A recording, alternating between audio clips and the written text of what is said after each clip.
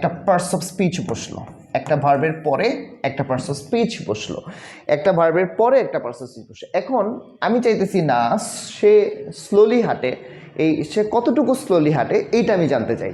তখন আমি কি করলাম, আমি আরেকটা বাক্য লিখলাম, আমি বললাম শি ওয়াক্স ভ্যারি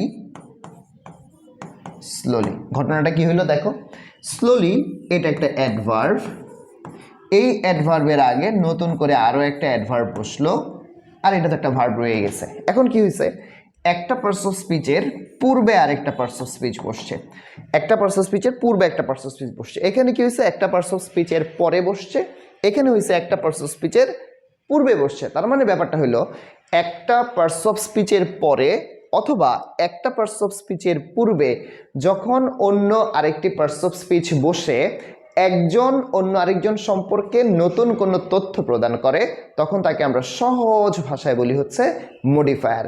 তাহলে একটি পার্টস অফ স্পিচ অন্য একটি পার্টস অফ স্পিচের পূর্বে বা পরে বসে একটি অন্যটি সম্পর্কে নতুন তথ্য প্রদান করলে তখন তাকে আমরা ইংরেজিতে কি বলবো, তখন তাকে আমরা ইংরেজিতে বলবো হচ্ছে মডিফায়ার। তাহলে